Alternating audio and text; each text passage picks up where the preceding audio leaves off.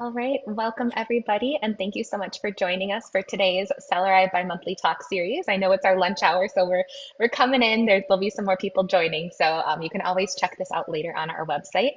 I am Kristen Smigelski, the Research Project Manager for the Center for Early Literacy and Responsible AI. We're so excited to continue this series exploring responsible AI, early literacy, and human-centered learning. And as always, we love engaging with all of you, so please feel free to add your questions throughout the session using the Q&A feature, and we'll have some time at the end to address those questions and have a really great discussion. So we also have our website and LinkedIn. I'll share those in the chat so you can stay connected with us. And I am so thrilled to introduce today's speaker. Erin Mote is the CEO and founder of InnovateEDU.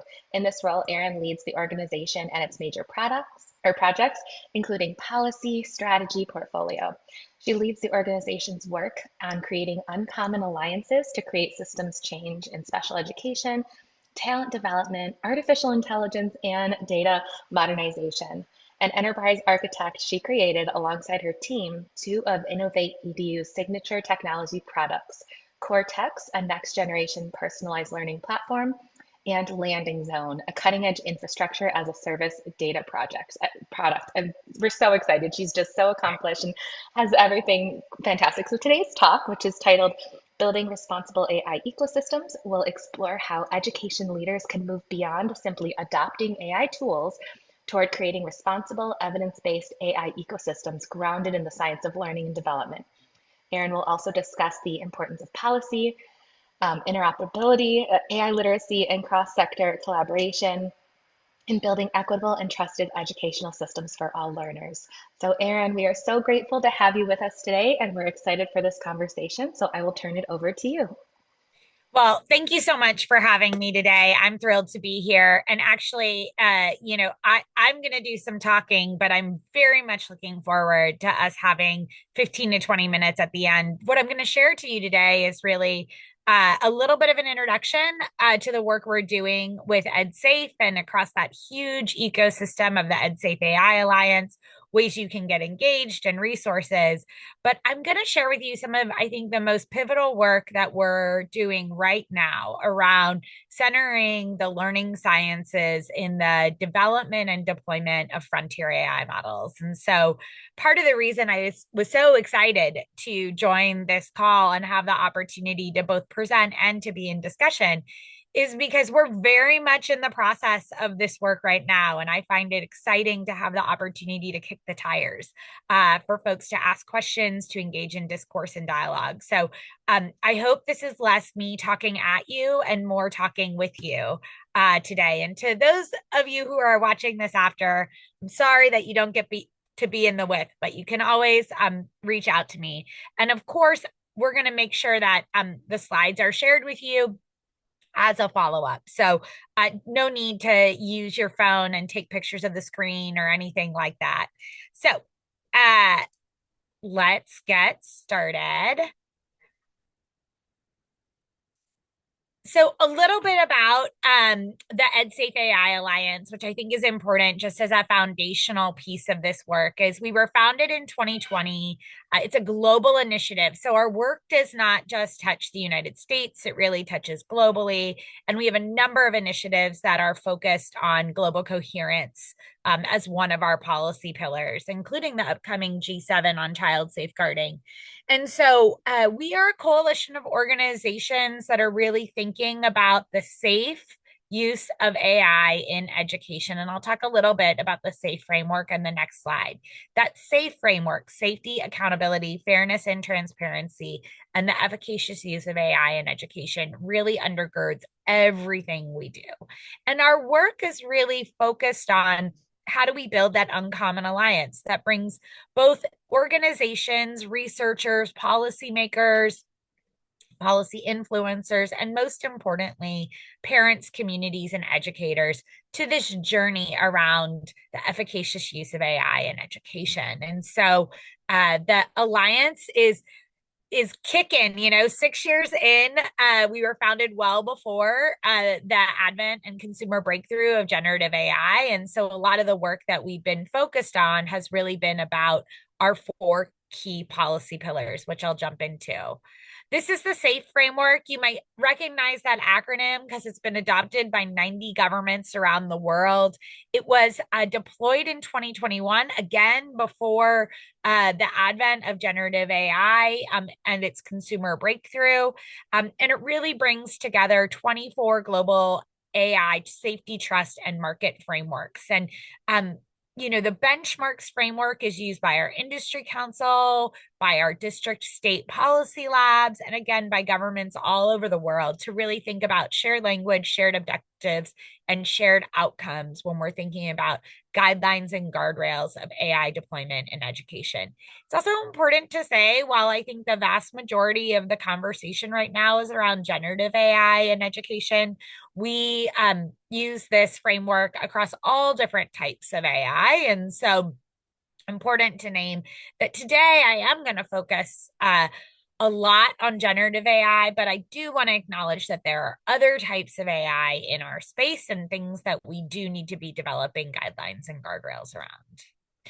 And so a little bit about InnovateEDU, which is a house of brands, not a branded house. We run, again, large multi-stakeholder alliances, but we have this idea of how you build an architecture for action. How do you create systemic change in education? And so, we have all this on our website. So if you want to dive into our manifesto, our philosophy, our architecture for action, it's all on the InnovateEDU website. But I think it's helpful, especially as we're going to dig into one particular aspect of the work right now at EdSafe, that I share a little bit about how we think about when we take something on and why we take it on. So, it always has to align with our mission at InnovateEDU. And frankly, oftentimes is there a shared sense of injustice or frustration in the community that would actually open what we consider an Overton window for systems change.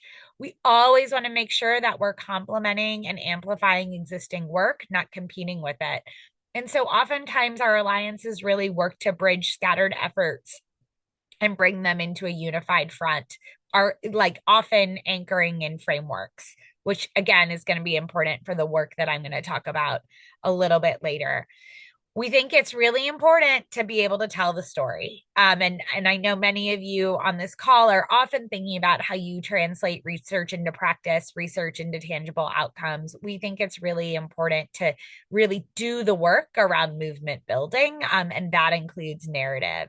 And then finally, you have to have tangible ways for people to interact with that narrative, to interact with that systems change philosophy. And so that's both our projects like Project Unicorn, which focuses on data interoperability, or EdSafe, which I've already talked to you about. But we really do try to generate real life assets for folks to engage. Probably the most important asset in the EdSafe Alliance, besides the S.A.F.E framework, is this idea of a policy stack. So, I'm an enterprise architect, so I love a good tech stack. And so that's really where this idea came from. What does it look like for people to think through the intersection of policy at the operational level and this idea of the S.A.F.E framework? And so we use this policy stack in our state and district labs. We have 10 states we're running policy labs right now on AI and education, 29 school districts here in the United States. But again, this stack can be used and is used globally. And it really takes folks through sort of how and what we've learned over the last couple years in executing policy to inform AI and education. And I just want to also say that a lot of the pieces that you see on the left-hand side around strategic vision and updating acceptable use policies are the how of doing this work. This is really meant to be a roadmap for engaging in the work. And frankly, this can take years.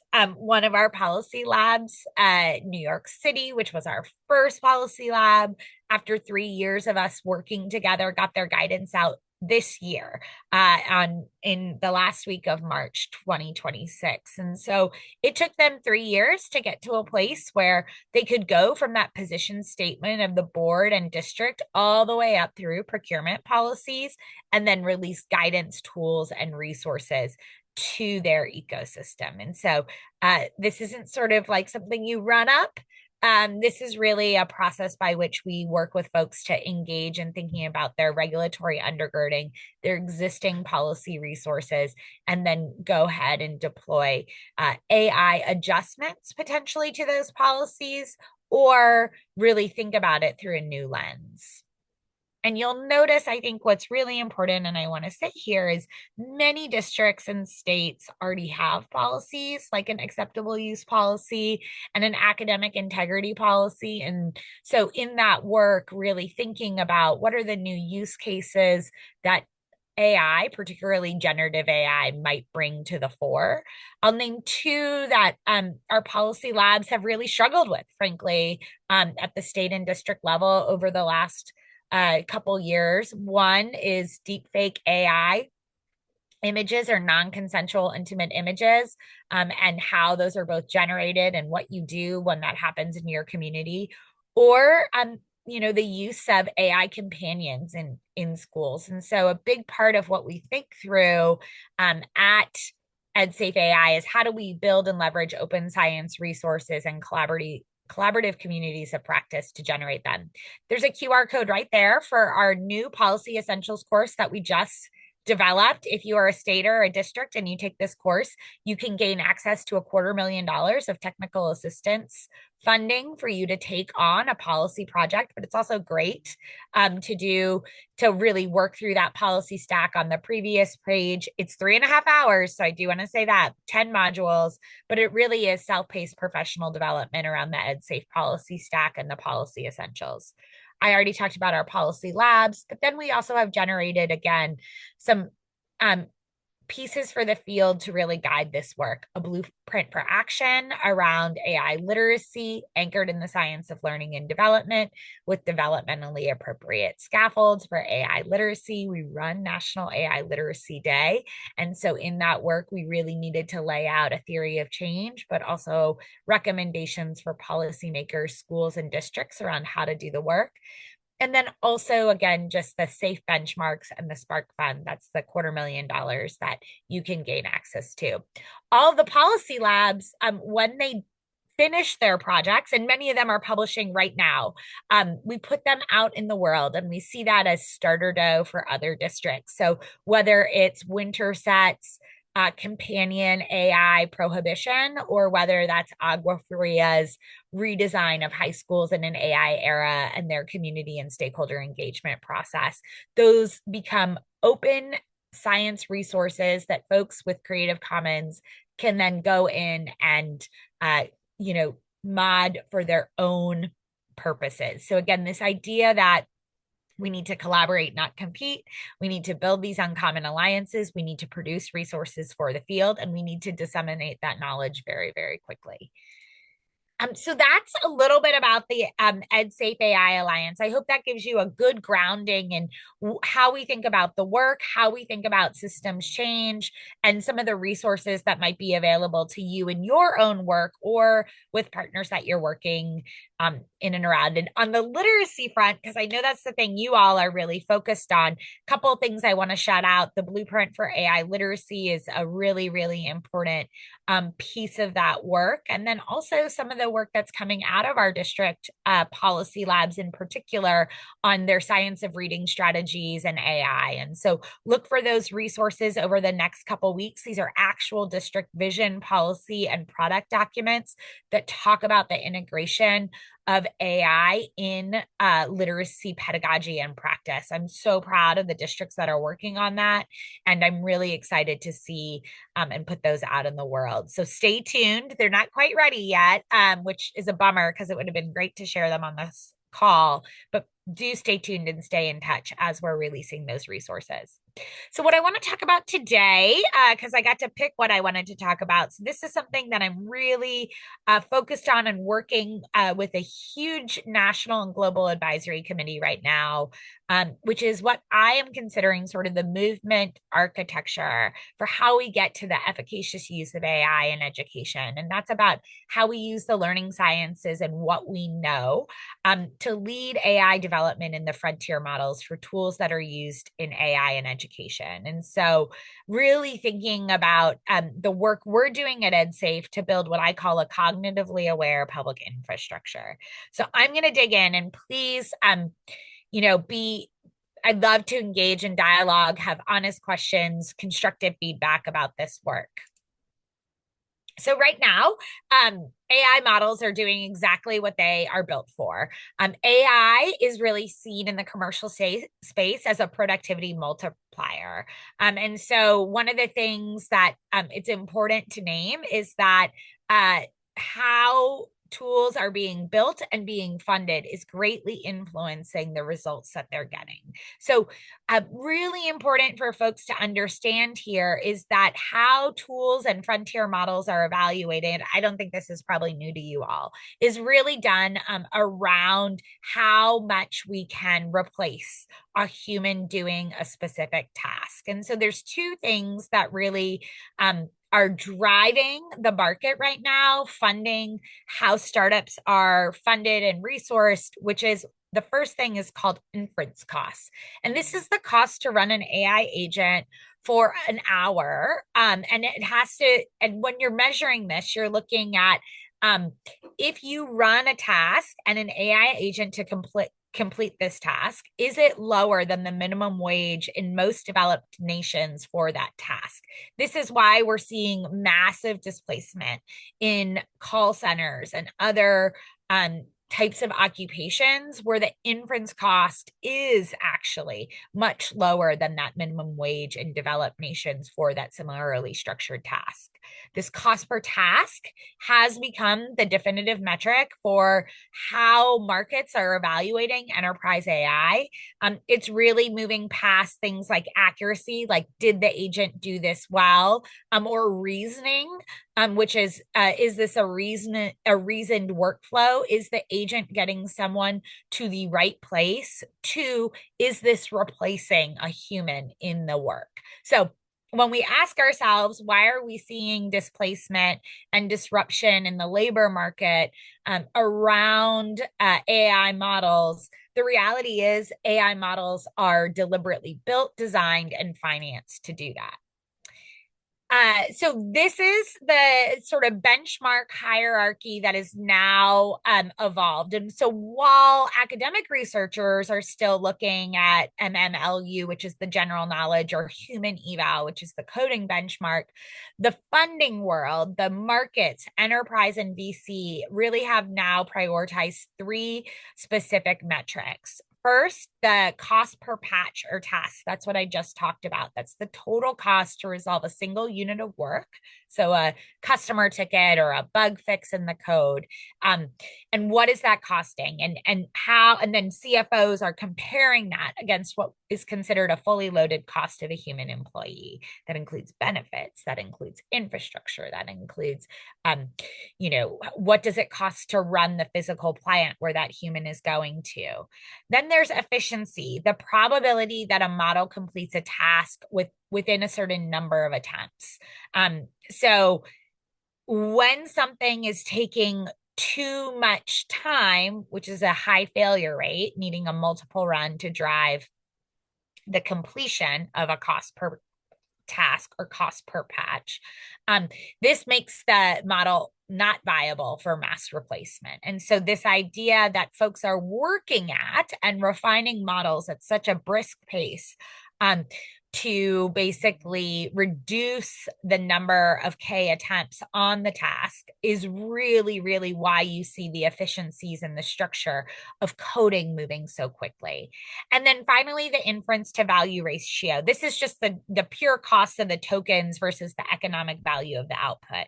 And so these are the three sort of metrics that, as we're thinking about how companies and how the markets are thinking about AI's use in work and even in learning, they're looking at. For me, that is not going to support the science of learning and development, since we know that humans are fundamentally the cornerstone of the learning enterprise. And so changing the yardstick is something EdSafe is really, really focused on. I'm going to talk a little bit about how we're thinking about doing this. But just to dig in just a little bit more in why we are seeing this sort of race to the bottom. The model architecture right now is really ignoring the learning process. There's some exceptions, but again, I'm talking about wide scale commercial enterprise development and deployment. So there's a couple things that are happening there. First, why are models even in education automatically sort of answering with a short direct answer rather than a more expensive sort of Socratic dialogue that's turning. It really is that token metric that I talked about before. Startups, again, are now being funded on their gross margins, even startups in education. And so if an AI agent costs $2 to perform a task and a human does for 20, use and deployment of replacing that human is considered a success. And so again, in the market space, the quality of the intellectual work, the productive struggle, the friction, the connecting knowledge across domains is secondary to that margin expansion on gross margins. And then finally, things like agency bench are really changing the game in terms of measuring productivity in some of those tool calls. Fewer calls mean lower costs. And so models are being trained to be decisive and fast rather than to support reflective and exploratory behaviors.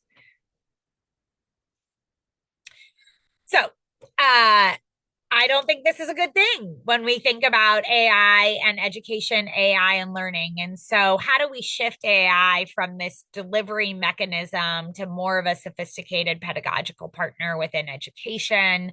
We think that that means that you must encode learning science constraints directly into foundational AI model architectures and optimization objectives at the frontier level if they are being used to be the baseline of educational tools. And so our goal is really to move in the work that I'm going to talk to you about from agency centric personalization to more equity oriented instructional intelligence. So, how do you think about scaffolding appropriately that Socratic thinking and not being driven by those model run costs? I don't think this is probably a slide for you all. I think you probably know this really well. There's a lot of urgency right now in shifting how the tools are being deployed and developed in order to support learning. I think while we don't have a massive research base right now about AI, I think what we do understand from the emerging research base, whether that's the Google DeepMind study or the Stanford study, is that AI deployments in support of human-centered learning experiences are actually showing very important student outcome gains when it comes to engagement and motivation, even if those aren't necessarily on pure academic gains. And so we think this is really important because frankly, by 2030, over 1 billion students are going to be, I think that's going to shift. I think that's going to be 2028. Over 1 billion students are going to be reached by these AI powered learning tools. We think that every design decision that you're making today, every product development decision you're making today really shapes how the next generation and even me and how we all are going to learn, think, and develop our own intellectual agency. And so, we think if you don't do this work, we really risk perpetuating what I call the zone of no development, generating a generation that's really dependent learners who mistake AI prompting for reasoning and critical thought. What do I mean by that? So, this is not new to anyone on this call. I'm sure we know from the science of learning that the zone of proximal development is where we want to always be getting kids and all learners to. This is the idea that there's a range of tasks a learner can perform with guidance and scaffolding that actually result in challenge, engagement, and focus in their work. And so, if tools are designed for the zone of proximal development, they're really thinking about how to form new neural connections within the brain. They're thinking about active growth rather than stagnation or passive scrolling. They're really looking for and thinking about how do you generate that productive friction, that challenge, that engagement, that focus.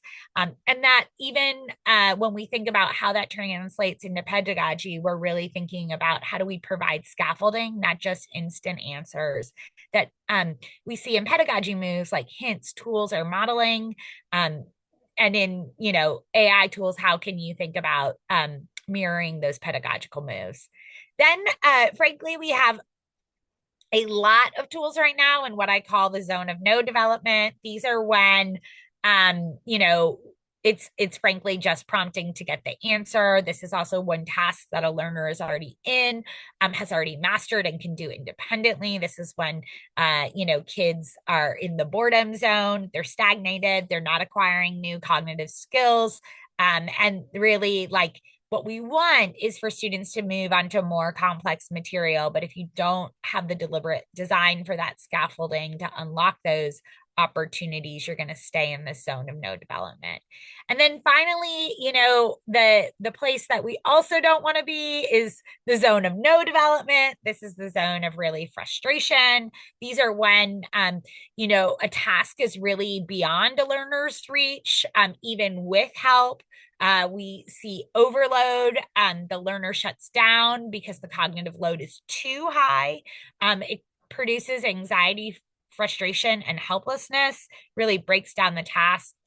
So what we want instead is to break down the task to build the prerequisite skills first. And certainly right now, there are not a ton of AI tools who are doing that type of scaffolding to move us from the zone of no development into the zone of proximal development. And so, what I would just say here is this is why I think when we are seeing increased student outcomes, my educated hypothesis is that when we're seeing increased student outcomes with things like small language model chatbots that are supporting core course material, it's because they're performing those pedagogical moves that allow you to either close the prerequisite skill gap or scaffold up to more complex material because they're trained both on the progression of the scope and sequence, but also because, they are helping you get into that challenge, that engagement, that focus, that appropriate scaffolding and development.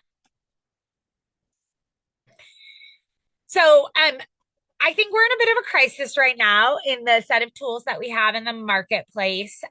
By and large, I think we are seeing scaffolding really becoming a crutch. I think some of the studies that are coming out is we're seeing the replacement of productive struggle from essential durable knowledge. And so there's this illusion of learning, as I call it, where students are producing a high quality output, and how they're doing it looks differently, but they're not actually internalizing with competence the skills, competencies, and progressions that we need them to do. And so that means that they're not actually retaining the knowledge. This is all the talk about, not just cognitive offloading, but sort of durable cognitive um, attraction. And so comfort is really replacing challenge right now.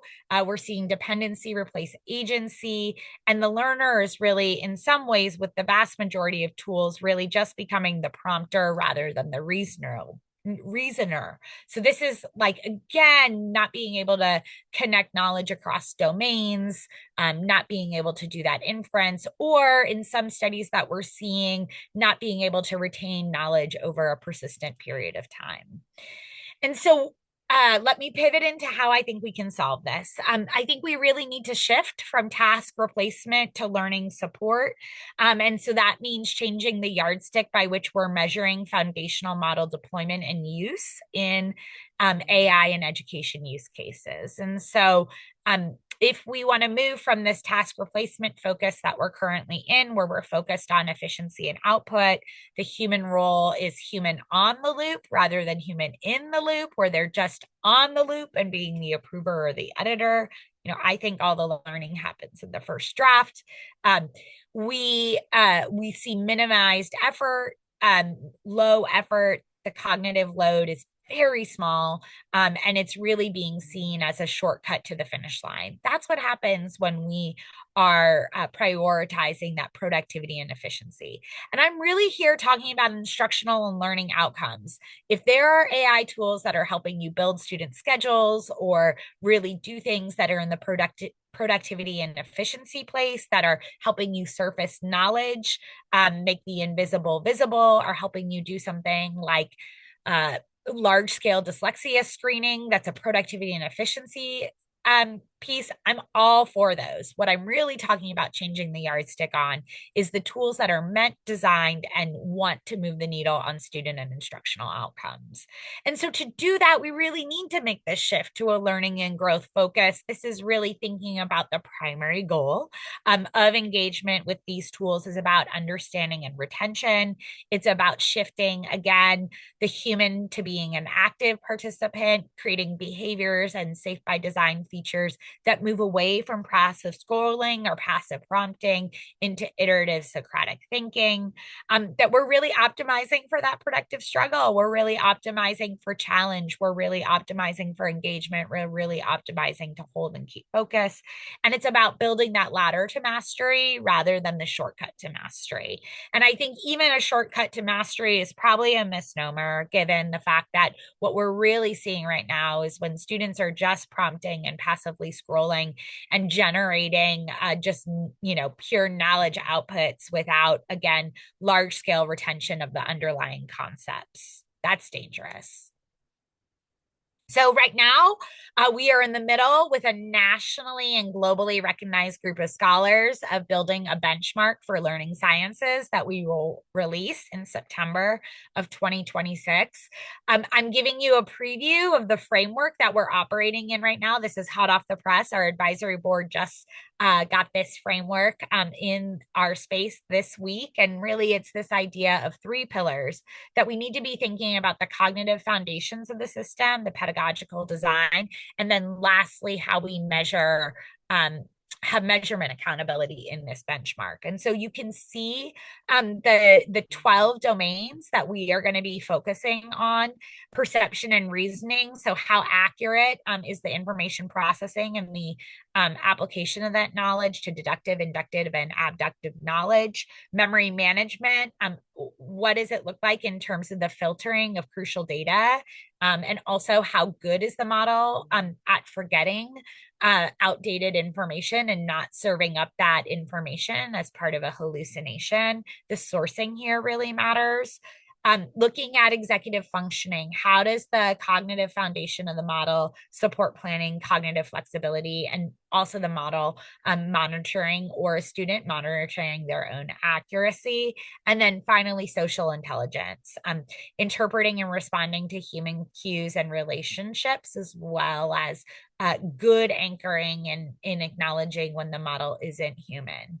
Second is the pedagogical design. This is the heart of the system. So active engagement, pedagogical alignment, metacognitive scaffolding, and human connection. We want to see models that are driving learners back to connection with peers and teachers. So providing that momentary scaffold, but anchoring back in the human experience. Thinking through how to use natural language to align behavior with research-backed teaching methodologies. There's a lot of good work here, and we'll test in the benchmark against this instructional heart. And then finally, how will we measure it? So we'll be looking at automated classifiers. We'll look at quality and failure analysis. We'll be looking at longitudinal tracking, so persistence and cognitive offloading over time. And that is over time, even in a single session. So model deterioration in long form sessions.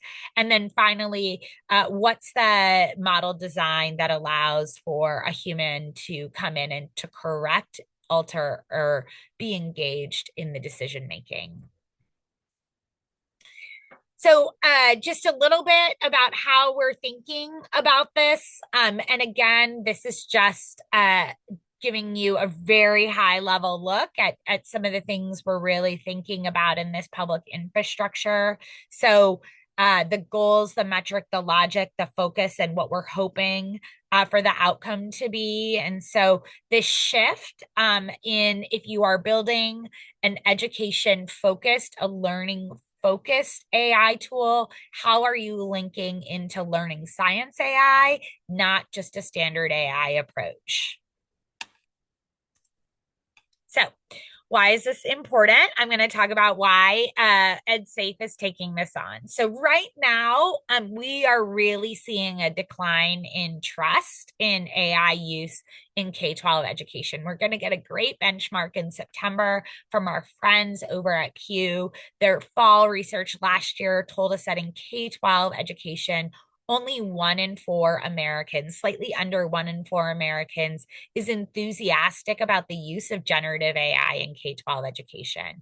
Looking at some of the flags that are coming out in public perception research with students, educators, and parents, I will tell you that I expect the Pew data to show a noticeable decline this fall in that number. I think we're actually going to see folks be less trusting of AI's deployment in K 12 education. I think less trusted in AI overall, but less trusted in KI and K-12 education. And so what I really imagine is, it's not going to be one for those parents anymore. It's going to be less than one of those parents is enthusiastic about generative AI's deployment in K-12 education. And why is that really hard? Because in K-12, I think innovation moves at the speed of trust. And so the ability and social license to innovate around tools, particularly with young people, is declining. And it's important that we start saying how these tools are not ideally built for the educational enterprise right now, and say that we need to change that yardstick in order to build that tolerance and social license to innovate. So I'm going to use one powerful example. Many of you are probably familiar with it. It was in Bloom. This is really, I think it's important to think about how we learn from when we see massive failures. And so this is a place where culture and trust outweighed the technology innovation and the technology promise in K-12 education. And so this is a pretty big failure in our ecosystem, both in terms of public perception, but also resources. This was $100 million investment that really took a top-down technocratic approach to data modernization and systems redesign.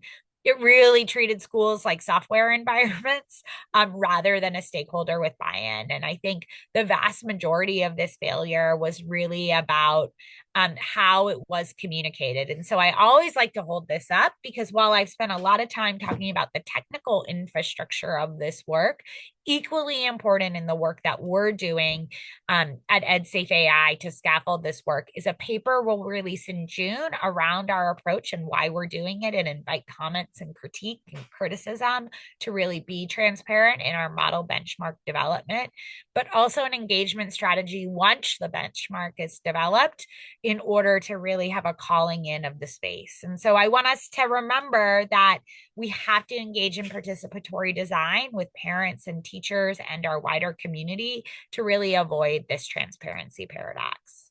So here's the roadmap for what we're doing. We got everybody together in February. We are really excited about our architecture for action paper that we'll release in June. And again, some places where we are integrating with federal efforts right now around how to fit this benchmark into the space. And so we're hoping that this benchmark enables a shift to human flourishing, which is why the effort is really focused on human flourishing. We think it's really important to help us build a productive middle way forward, which avoids the extremes of banning AI or adopting it without strict safeguards that protect students and educators while also improving outcomes. And we really think everybody needs to be engaged here: the education community, the workforce community, the national security community, and academia and helping us build a research base for how AI impacts human development and the learning sciences. And at EdSafe AI, we often release research agendas around specific topics. We have one right now around AI companions and chatbots that we hope guide and shape the questions around what we know and what we don't know in this work.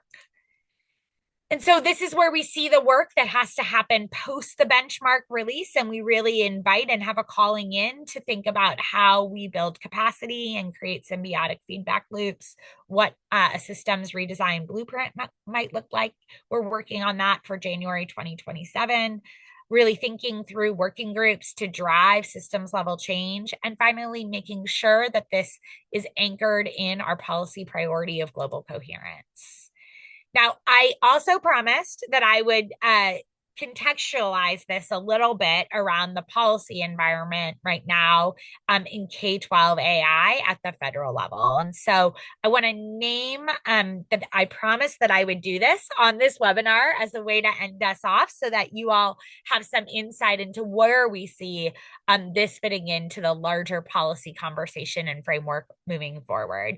So as you all know, 2025, there was in December, there was an executive order that called for that policy framework. It was released in March 2026, and it really directs Congress to establish a minimally burdensome national standard for AI. It includes things like a preemption strategy. To be honest with you all, I do not think we're going to see this get over the finish line before the midterm elections, but there is some really good work happening that is trying to anchor in a bipartisan way, building on both the House and Senate framework that thinks about what an AI regulatory framework would look like. It's important to name that in the White House's framework, they did create some carve outs, namely around child safety and data privacy, and really said that preemption shouldn't touch those efforts. Preemption is a huge fault line at EdSafe AI. We do not believe in federal preemption of state laws. We think states have a really important role to play in being sandboxes for innovation. And so just an eye on that work moving forward is really important. There's a lot of money starting to flow regarding AI literacy and how to integrate AI into K-12 and higher ed curricula. We see the learning sciences as a critical place to do this. We also think that this will be a lot of research opportunities that become available with 2025 and 2026 money from both IES and NSF. And so on the research front, we see that this is something that needs to be guiding those research efforts. Again, that's why we're developing that research agenda and really thinking about how we centralize the learning sciences in this development. But we also are going to see a significant amount of money go towards teacher training, both around AI literacy basics, but also applied AI literacy. And so think about that work that I talked about at the very beginning around how you think about AI within the science of reading or existing reading and math initiatives that are happening in districts. I think there's really good pockets of innovation right now, including some test bed work that's happening in New York City that can really move the ball for us. And then finally, I'll just say, like, if people ask me to talk about where I think there's likely movement at the federal level, absent a large, massive AI framework, I would say AI literacy as a core competency has bipartisan support, and there's a number of policy efforts underway. Those policy efforts are great. And the fact that they are linked up with money from bucket number 2 is really, really important. Child safety. We EdSafe was part of the team that got Take It Down over the finish line on deepfake intimate images.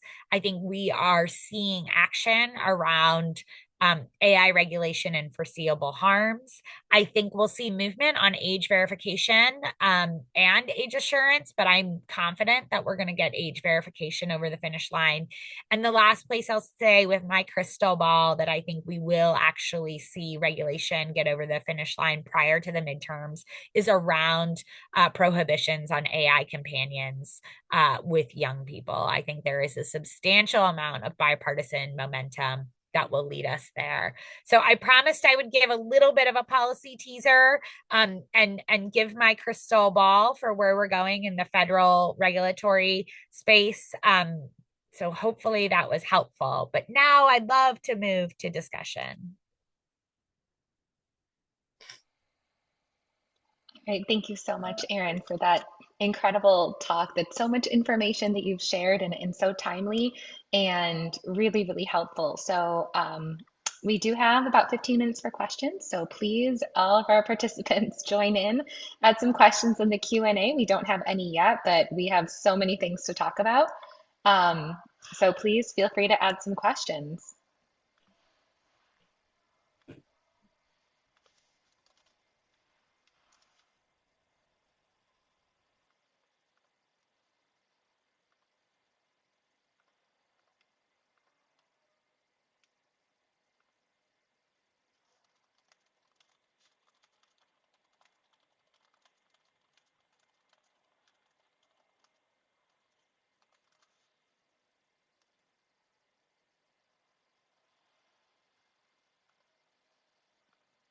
Okay, so we have a question from Tanya. She's one of our co-PIs.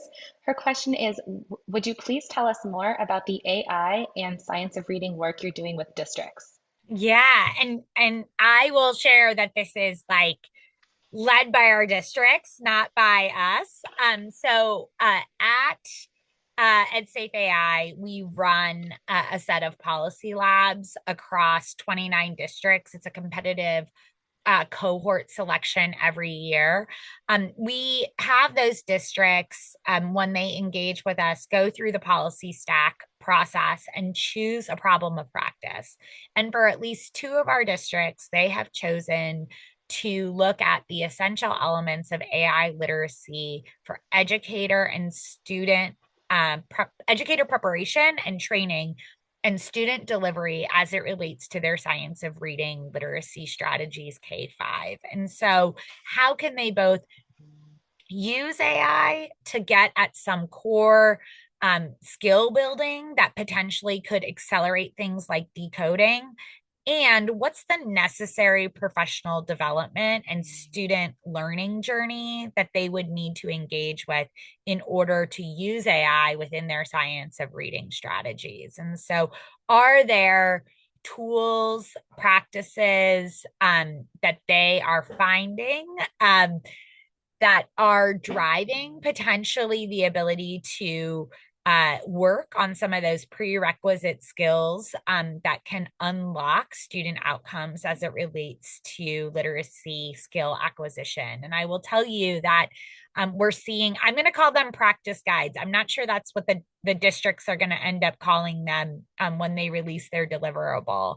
But one of our districts will be rolling out what is essentially a practice guide, like a pedagogy moves, use cases, and strategies for educators who are thinking about the science of reading in K-5 grades. And then also a map of tools that they have found that promote and support that pedagogy move. And so, and I think what's really exciting is they're going to jump in to what they have found is their ideal dosage and implementation. Now, you don't want to go over and like copy that. This is a you know experience of one district who's able to share how they are thinking about their strategies, their pedagogy moves, their training, and provide that roadmap. So again, we see that as starter dough for somebody else to go ahead and look at, hey, if I want to think about AI tool use, AI literacy, and AI professional development for my teachers as it relates to a literacy strategy for a district, here's how one district has done it. And so I'm really excited about that work.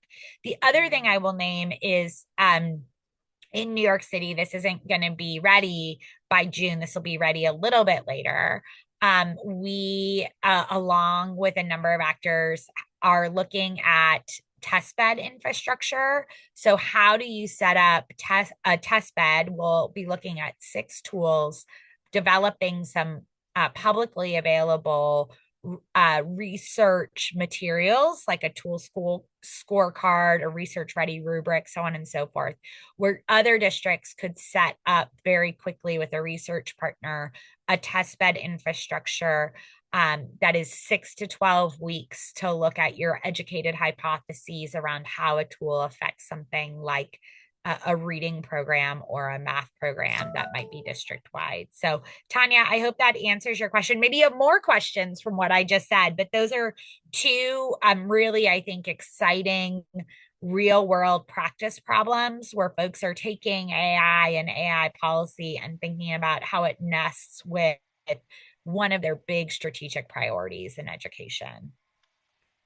Awesome. Thank you. And our next question is stepping back from the literacy lens and just thinking of generative AI as a whole. Any advice for school districts in creating guidelines for staff or student use of generative AI? I know you shared a couple things, but what advice? It's a big answer or a big question. Yeah, I mean, I think so we have so much advice. Go to AIPolicyLab.org. I think let me just say what I've learned as a cautionary tale. The reason that the vision statement is at the bottom of the policy stack is at the first step is because, William, the thing that I have seen districts and others make a mistake in is going at something higher on that policy stack without being clear about what they're trying to achieve with the deployment of AI in their district. And when folks are thinking about AI as a shiny tool rather than as a pedagogically anchored tool for an educator or a student, that's when we get into trouble. That's when we get into a place where we lose that trust, we lose that social license to innovate. We want folks to work on that vision statement, to have an educated hypothesis about what they want to do when they're deploying a student or educator facing tool, because it's much easier when you know what you want to achieve, or at least have a vision for what you want to achieve, how you can measure success and have an honest metric around whether or not it's moving the needle. And we don't think AI should be used for everything at EdSafe AI. It's why efficacy is that E. At the end of the framework, we think it's really, really important to have purpose built educational tools that are anchored in an approach that helps you understand what are you trying to achieve in terms of instructional outcomes, operational outcomes, or student outcomes when you're choosing to use this technology. But deploying the technology just to say you've deployed it, or that you're an AI enabled district, or you're an AI enabled edtech tool is nonsense. And if we continue to do that, or if we do that at wide scale, that trust number that I talked about from Pew isn't going to be even in the double digits. It's going to be in the single digits. Thank you. Another question from the chat. I think I heard you, you think there'll be a movement on age verification. What does that look like? And how could it be accurate in AI or online spaces? Yeah, so I do think there's going to be movement on age verification, not just age assurance. And I think that's both going to come from state regulatory pushes like California, with their apps, with the sort of the mini version of the App Store Accountability Act, but also because I think increasingly the ability to regulate and the desire to regulate falls around foreseeable harms. And many of the foreseeable harms are really focused on young people. So when young people don't yet have the ability to discern, or even all people, but it's especially high with young people who don't have the ability to discern when AI is a human or a robot. And they're engaged in conversations that have false intimacy or don't properly offload them with support, like the behavior we're seeing with many AI companions. Age verification becomes sort of a necessary safety guardrail. Now, I think there's lots of ways to do this. So I think what we'll probably see is regulatory and policy movement, and then about a year for tooling and testing to emerge. But I'm particularly excited about some of the developments that the European Union has made technologically in wide scale age verification. They're testing a white label platform right now in 3 countries at scale that helps really get at different types of multimodal age verification. We're going to have to continue to be sophisticated about this. I'm the mom of an 11-year-old who's a bit of a hacker. And so like in life is a hacker, and in tech is a hacker. And so staying ahead of this is going to be really, really important. But I don't think there's probably just one method of age verification we're going to see. I think we'll see some multimodal pieces. One, like around tooling, two, around parent consent, particularly entering in at device purchase the age of a child. If you're building a child's profile, that's the App Store Accountability Act, and a number of other things. What I will name is I think there's broad scale agreement that age assurance is not enough. So models guessing at a student's age or guessing at a user's age. I think the pendulum has moved much more towards age verification. Thank Hope you that so answers much. your question. Thank you. And Tanya had another one, but Tanya, I bumped you up so that you can speak if you want to ask a question in our last 3 minutes. I appreciate that, Kristen, but I see Emily Hayden has a question in the chat and wanted to make sure she got a chance to ask it since I already asked one. Yes, I think we just answered that one. That was about the age verification, and then Okay. so I think Okay. we're I I didn't think we're all realize good. you asked hers. Wonderful. So my last question is, and thank you so much for answering my first question. I would love to have an opportunity to read those documents you mentioned. I subscribed, so that I'm hoping I'll get notification when those are ready and available. I'm wondering, the teachers in those districts, are they learning to use AI to check the alignment between their lessons and research-based practices? So are they actually using it as a tool to ensure that they have good alignment with evidence-based practices? So I will name that I don't think that's an aspect of that first piece in the sense of the teacher using it, but we have another district in the policy lab who's and if you just subscribe to aipolicylab.org, as folks are rolling out their deliverables, you'll both see them on social media but actually see them live in the blog as they come out. So you'll see two of the ones that are already from the 2026 cohort, Winter Set and Agua Fria, have already released. So get ready. There's going to be a flood over the next 2 to 3 months.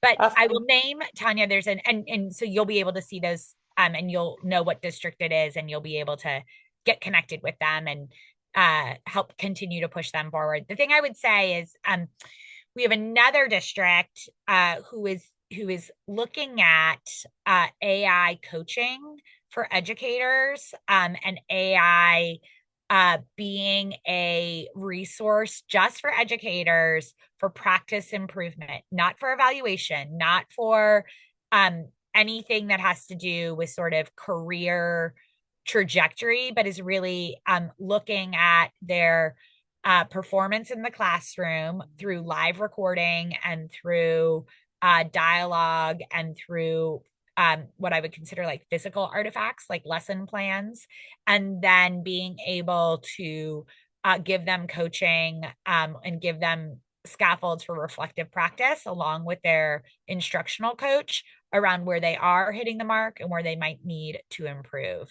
And that work is exciting, I think, because for me, the way that these tools have been built, and I'm actually just about to release an op-ed about it, have really been done alongside and with educators, and with educators giving full and complete consent, including allowing educators to restrict that data to themselves, never share it with their instructional coach if they don't want to opt out of using the tool. Or if they want to be sharing that data, share it with their instructional coach, share it with their teaching team. And so, really, the user is the discerner, the user is the critical consumer of these tools, and safety and accountability remain at the center is exactly the type of approach we should be thinking about when we're empowering educators to be deciders of whether or not these tools are in their classrooms or not. Thank you so much. Thank you. Thank you. And that brings us to just about time today. So thank you, Erin, so much for everything you've shared. Just a truly an incredible resource for the community, but also sharing so many incredible resources. And thank you so much to everybody who joined today. We hope today's presentation and discussion provided some valuable insights into what it means to build those responsible and equitable AI ecosystems in education. So we truly appreciate your time and engagement. We look forward to seeing you at a future CELaRAI talk, and have a wonderful morning or afternoon, depending on what time zone everybody is in. But thank you, everybody. Happy Friday. Thank you. Thank you so much.